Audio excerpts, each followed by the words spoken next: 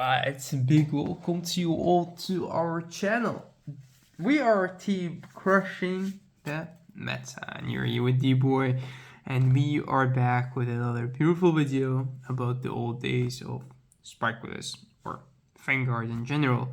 So if you guys have seen our last video from last week, we have had to talk about the different eras of Vanguard and also the different ways that the Sparkler clan and decks changed with time.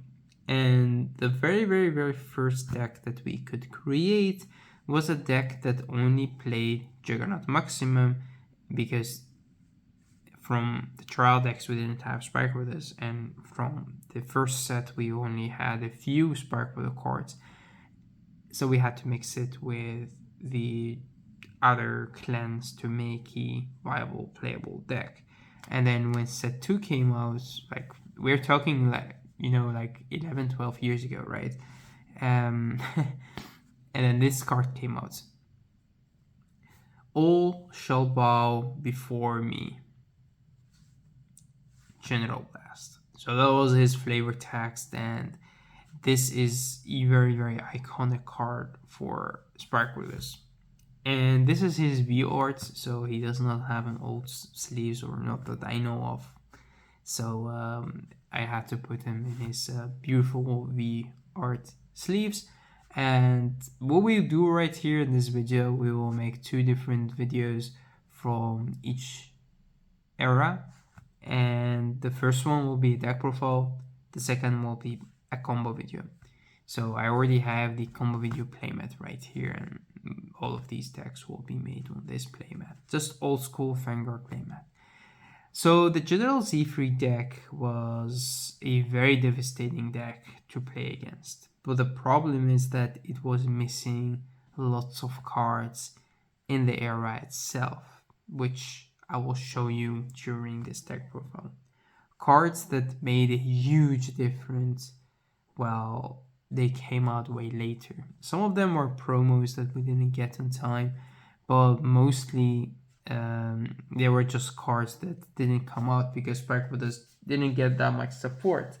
And when the next time they got support, it was already the next era, so they already got Limb Breakers and stuff like that. So if Sparklers got their supports on time and as much support as other clans, for an example like Royals, then this Sparklers deck would have been doing way better than they have done in the past. But still, one of the big reasons why I started playing tournaments is that people called Sparklers weak. People do not understand the power of the clan, and what people don't understand, they fear or they just call weak.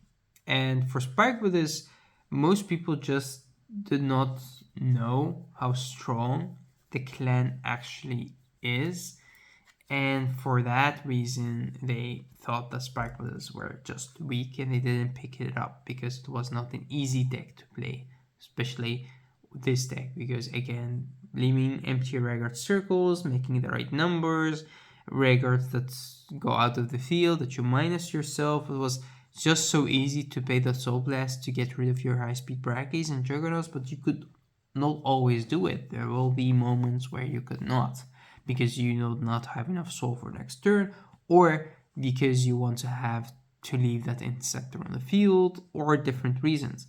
So the deck was very hard to pilot, and that was also one of the reasons why I picked it up. And then when I played in tournaments, people called the deck weak, and that motivated me to play even better and reach and win more tournaments and show the Vanguard world that Sparklers were never a weak clan. That was like the biggest reason why I just could not let go of the clan, and I also could not have people calling it weak. But the reason why I love to play the clan is because it suits my playstyle perfectly, and also because the clan is amazing. It's so strong, but also it listens to you. This is one of the few clans that when you want to go aggressive, it will go aggressive. You want to chill, it could chill. You have control over the flow of the game. Alright, so starting the deck profile right now, we will start with the grade 3s. So your main Vanguard that you play 4 copies of is General Seifried. General Seifried is a grade 3, it has twin drive, it has no shield of course, and it is only a 10k. We talked about this in the other video. The Vanguards back in the days were 10k, but some of them were also 11k, like for an example Jugernaut or the Skydiver. But they were only Vanguards. But still sometimes people ride it because they want their 11k Vanguard to survive their opponent's turn. One of the iconic cards of Vanguard that was an 11k is Jugernaut Overlord, of course. So General Seifried is a beautiful card that we got in double rare and an SP. The SP looks exactly the same, but I still could not get the hold of one that is in a good condition. So if you know one that is in a good condition, let me know and I will be more than happy to buy it off you. So General Seifried has 2 abilities. The first one is when this unit drive checks and reveals a grade 3 Spike Ruler, you may call that to an open Vanguard. And you may see that some of these old cards say you need to have a Spike Ruler, Spike with this, Spike with that, because back in the days you could mix decks. And because of that, they don't want you to play lots of other grade 3s from other clans. They wanted to make this deck its own. That's why you could only call a grade 3 Spike Brother. This card could only call to an open Vanguard circle. That's why cards that came in way later, like Gun Gloria, were perfect for this deck, but they were not possible to play, of course, because they were not revealed yet back in the days. So that was the thing about this card. You just need to open a Vanguard circle and drive check a grade 3 and then you're good to go. The second ability is when this unit is boosted by a Spike Brother unit, this unit gets an extra 3k, which means with a 7k it makes a 20k, but with an 8k behind him, he will make a 21k. And numbers made a big difference back in the day. So if you play against a deck that their main Vanguard is just a 10k, then it doesn't matter what you call behind your Vanguard, 7k or an 8k. But if you play against a deck that plays an 11k, then the 8k will make a big difference. So remember that. Next to the General Seifried, we played 4 copies of Jugernaut Maximum and 3 copies of Skydiver. You could also choose to play 4 on 4, that's up to you, but that's for me just too much grade 3s. So I sometimes switch between 3 on 3 or 4 and 3. I chose to play 4 and 3 because this deck do not use the Skydiver to its maximal potential because he will not gain any power or something that could boost him. So he's just an 11k. So that's the reason why I only play 3 copies of him. The Jugernaut Maximum has the ability. The first ability is a lowered ability, which it doesn't say on the card yet. But basically, if you don't have a Spike Weather unit or a Vanguard that is a Spike Weather, so Vanguard or Vanguard, this unit gets minus 2k, becomes a 9k. So that's very important because they did not want you to just play this one randomly in any other deck. They wanted you to play this only in Spike Weathers, or if you have more Spike Weather units. The second ability is the ability that you will see in lots of Spike Weather units, and that's when this unit attacks. You could Soul Blast 1, it gains plus 5k. At the end of the battle, it goes to the bottom of your deck, and you shuffle your deck. So it's different from the Break Right skill, because the Break Right skill or some other skills, like the GB8 skill, well, the GB8 skill, depending on how you use it, but basically, most Spark Weather unit that came in later went to the bottom of the deck, while this one shuffles the deck. It's good that it shuffles the deck because he wants the drive checks to have grade 3s, so that's very good. Then we have the Skydiver, play 3 copies of. Both of them are grade 3s, twin drive, and 11k. Skydiver has the first ability, it's the same as the Jugernaut Maximum, which is, if you don't have any other Spike Weather units, it gains or loses 2k. And then the second ability is when this unit attacks hits. It doesn't matter hitting a Vanguard or a Rearguard. It goes into your soul and you may pay the cost, which is going into the soul. You choose up to one Spike with a unit from your hand and call it to Rearguard circle. He calls to Rearguard circle, so even on the top of another unit. While a lot of other Spike with units, especially in this era and the Limit Break era and even the G era, could only call on open Rearguard circle. So these are your Great Rays. You play enough of them for your General Seifried ability to go off. Then we go to the Grade 2s. We play a card that came in later, which is Deadly Mason. We have to talk about this card for a little bit. So this card came in BT10, which is way later, of course, because we're talking about cards from BT1 and BT2 right here. So this card is less old than the others. But the reason why we played in this deck, because it gives you a very good early game. It's like close to the Skydiver in some way, but also different because it needs a counterblast and a card from your hand, and it doesn't go to the soul itself, so it doesn't leave an open Rearguard circle behind it. But it was good as a Vanguard and a Rearguard. So it's a Grade 2, it has Intercept, of course, 5k shield and 9k power, and its name is Deadly Mason. Deadly Mason has the auto ability on Vanguard and Rearguard. When this unit attacks hits, you counter +1 and you choose a card from your hand, which is a Spike Wither, and you put it into your soul. And then you need also Spike Wither Vanguard for the ability if you have it as a Rearguard.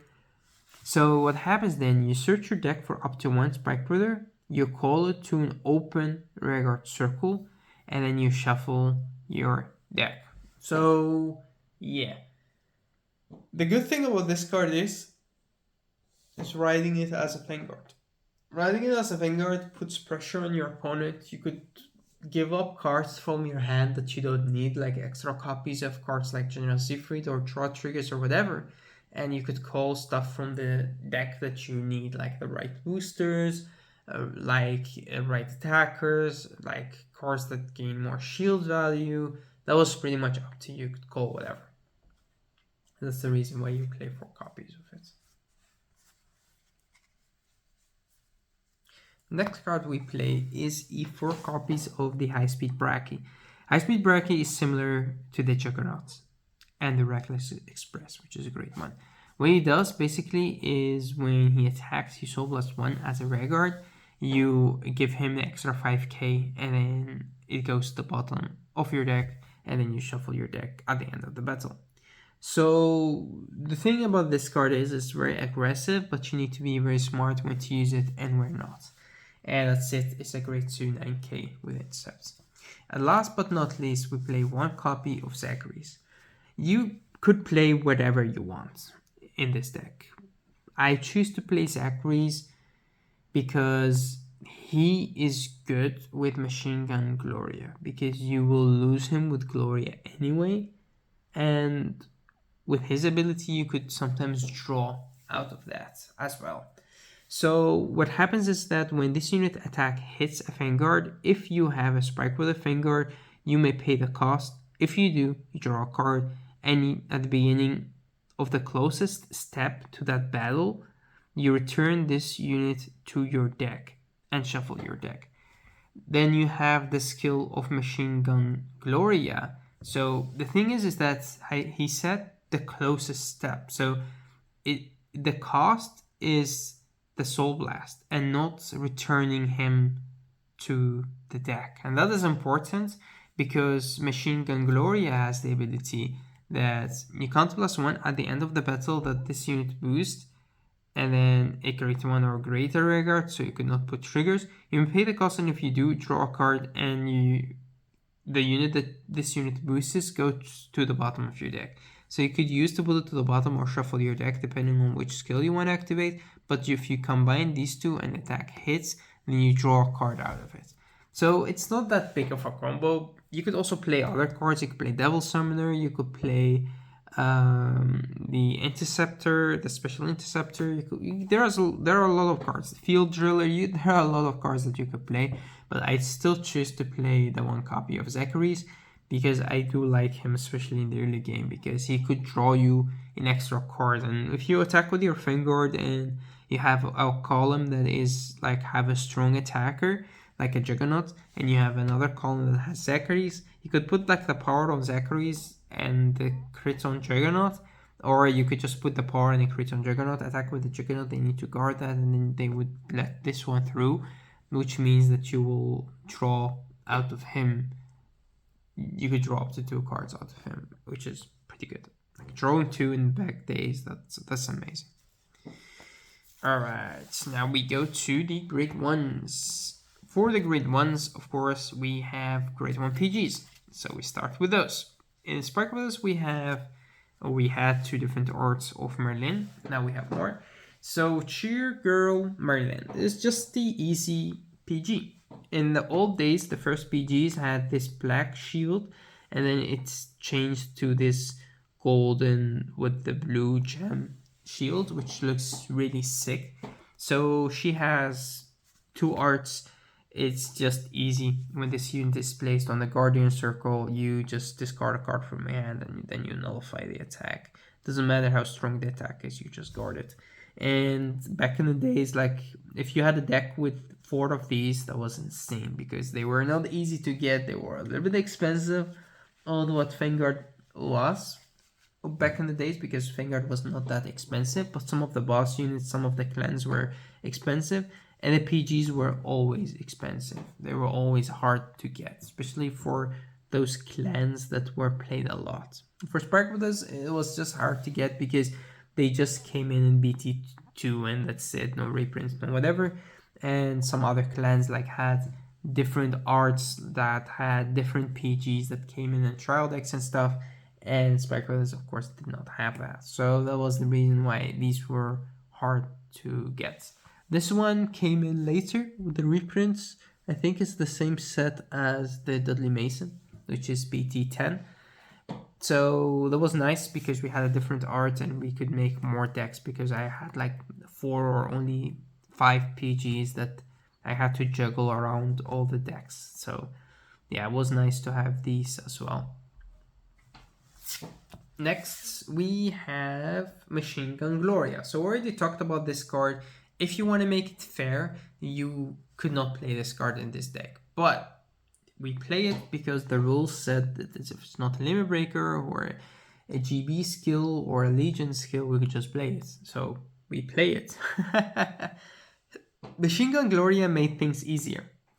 As the skill was, as I already explained, is that whenever it boosts a unit, at the end of the battle, you count +1. As long as it's a grade 1 or greater, you can put that unit into your deck, the bottom of your deck to be very specific, and you draw 1 card. So it just gives you those pluses that you lose anyway. Let's say, for an example, if you attack with your Bracky and you choose to give him the 5k, then this will give you the draw from the Bracky that you lose, because the Bracky will go to your deck. You could use its own ability to shuffle it, or you could use this ability to leave it at the bottom. That's up to you. But in both ways, the card is gone, so why not to draw out of it? So that's why Machine Gun Gloria was perfect. Also, it helps to leave an open record circle behind whatever you have that you want to have an empty record circle from. Then we have 3 copies of Medical Manager. Medical Manager was a good card in the early games and the early days, because it's a card that just on plays you Soul Charge 1. And why was that good? It's because in this deck you do Soul Blast a lot, as in your Jugernaut Soul Blast, your Bracky Soul Blast. So you need those souls to make those strong attacks. And that's why you use the Medical Manager. Good right target. Also a good card to put behind your General Seifried if you play against a deck that has E10k Vanguard, because most decks in the early days or had just a 10k Vanguard. So that's the reason why this card was just good. And then we have two Wonder Boys. The Wonder Boy was amazing because he boosted a General Seifried to make a 21 column. And this 21 column actually is one of the reasons why this deck is consistently good, is that it hits the right numbers. And hitting the right numbers in the early days was very important for you to wear off your opponent, because they will lose more and more cards. So if you play against the deck that is has a main Vanguard that's in 11k, you could always get this to your hand with something like a medical, a Mega Trainer, I mean, or you could just play the medical manager if it's a 10k or whatever booster you want to have. If you already have two of these behind the Vanguards, you could also place one behind the Vanguard. But basically, there will be one of these two. It was also a good right target because the 8k is sometimes hard to hit, and they need to have their Forerunner behind the Vanguard, but they don't always want that.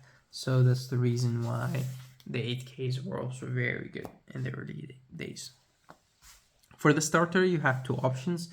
You could play Medical Mega Trainer, or you could play Darkbringer. Darkbringer became good in the era where we played the Limit Break, the Bad and Dragger, the Break Ride. But in this deck, I would rather play the Mega Trainer. So one Mega Trainer, its skill is very easy. When you ride on the top of it with a Spikeable unit, it comes out of your soul, you go to an Open Vanguard Circle.